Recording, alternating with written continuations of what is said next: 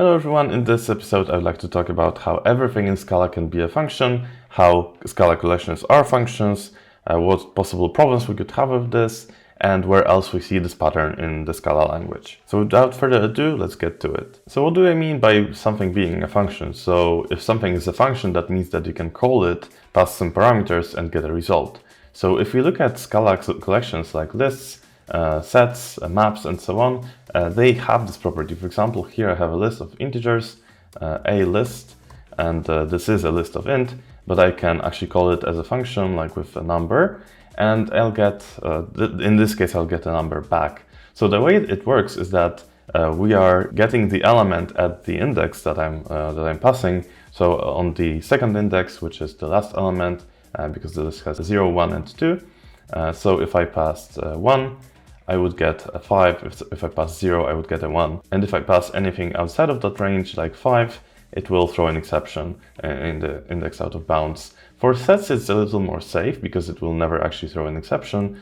In the case of set, the function that this is takes an element of the set, takes a type of, in this case it will be a string, and it says whether the set contains that element. So it's basically set.contains. It's the same behavior. It has a cow, it doesn't have a C, so we get the same kind of behavior. And with a map, it's very similar. It's based on the keys of the map, on basically the key set, but it will actually potentially blow up just like the list. So we can look up an element this way by the key. So we pass 10, we'll get the list that was at that value. If we pass 20, we'll get the other list. If we pass something else, it will again throw an exception. So because this isn't very safe, it will actually throw exceptions when an unexpected key shows up. We usually avoid calling this method directly. Instead, we usually call .get, which will return an option, and in case it's not going to be available, if this element is not present in the key set of the map, it will just return a none. If it is present, we'll get a sum. So that's much safer. And in the case of list, it's usually good to just do a bounds check before you look up the element. Just make sure that the index that you're looking up is within the range of the indices of the list. So how does this even work? Well, basically, all of these things are the same pattern. For example, a list again applied with the value 2. This is a function call. So the way that everything in Scala can be a function is the IDE is spoiling it for me, but basically we have the magical method called apply. So anything that has an apply method, we can just call as if it was a function. That's all of it. Like I could stop the video right here, but I'm not going to. So all of these are defined in some way. So make sure that you know about these. Make sure that you know how the apply method works before you call it. In the case of map or list, it could be quite dangerous to call it without having this kind of information. But yeah, where else do we see this pattern, right? Turns out that whenever you construct a list, for example, this is also a call to the apply method. So this is just that. So the list object, defined as something like object list, you could imagine something like this. Let's call it a person in here, because I have an example about that as well.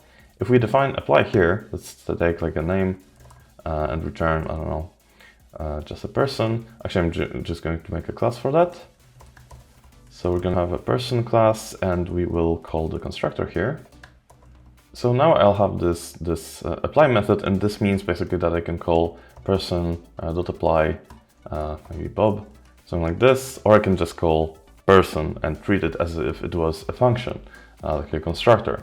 And where else do we see this? Well, this is exactly what case classes do. So if I remove this, I have a person case class right here. And if we look at the decompiled code for this, we'll see that there is indeed an apply method, which takes a string as the name, and it does some internal stuff, but it basically constructs the case class by calling the constructor later. And it's a static method apparently, but yeah. Basically, it's on the companion object of person, and we just call it as person apply something. Another use case for apply, other than just simplifying calls to the constructor or renaming methods, is sometimes we use this as a sort of factory function. Like in the case of case classes, this is what happens by default. We just have the ability to skip the new keyword. For example, with person, I can just do this. However, sometimes you may also want to use the apply method to do some validation. So this potentially could return like an either, a validated, or something else. Basically, you would first check that the values that you get in the constructor, well, in this factory method, are correct and that you can actually construct a valid instance of this person class. And then only then you would return it in like an option, an either, and so on. I should also mention we call these smart constructors. And finally, I think this is like the last major use case. Typeclasses use this a lot. So when you use something like cats and you say something like monoid of int, this is just monoid dot apply of int, and it takes an implicit parameter, so it will just pass that instance back to you. And implicitly, like this is kind of the same pattern, but there's no like apply because this is just a globally available method coming from the pre-def object. So this is just the last use case of this pattern that I think is very common. So there are several reasons why this pattern could be potentially dangerous to use in some situations. First of all, it's not exactly explicit. If you are new to Scala, you may not know about this pattern, which is why I make this kind of videos. So something like map apply, this might be okay-ish for you. You might think this is a DSL, but when you see something like some more complicated stuff, like let's say you have a type like a compiler and you have an apply method here that takes like an expression. Let's just use a string here and returns, I don't know, an int, whatever. If you see this kind of code, like something like this will compile, it just fails at runtime. If you are new to Scala, you may just be confused about what's going on here. How do I even find the definition of this? Hopefully your editor will just tell you, but anyway, it can be just confusing. So I would probably stick to cases where it really does improve the readability of your code if you have to define your custom apply, and not use it, for example, when a better name like, I don't know, construct or compile, something like this, something more explicit could be used. So this is one potential difficulty of working with it, just the complexity of having to know that feature. But also the problem is that if you define anything like this as an implicit val, for example, this list is now implicit, let's actually make it a list of strings. So I'll just convert all of these to strings. I'm lazy like this. And now this is funny. Let's do it like a string equals 2. So this is super confusing. To me, when I first saw this, I was, wow. So what happens here, because a list is a function and it's an implicit, it is now an implicit conversion in our implicit scope. So when I comment this out, it's not going to compile, but now it is. What really happens here, we just treat this list as an implicit conversion. So this basically becomes something like that. When we decompile this code, we would see something very similar to this. And of course, this can be dangerous because this will throw in an exception. And this is just something that you don't ever expect to see. So this is one great reason why you shouldn't pass collections, lists, and so on as implicits. And also in general, you probably shouldn't pass normal kind of values through implicits. There are better use cases for that. But yeah, this is just something that can confuse newcomers at the worst possible moment. So I would strongly suggest avoiding this kind of pattern. Thankfully, in Scala 3, it's going to be a little more difficult to shoot yourself like this, because you cannot just define any value as implicit and have it available as an implicit conversion. You would need to actually make it conform to the conversion type, which is kind of a more explicit way of doing implicit conversions, thanks to changes in Scala 3 in the new version of the language. But if you're stuck with older versions, like most of us are, then you probably should know about this. And this is basically it. There's just one more thing that I would like to mention.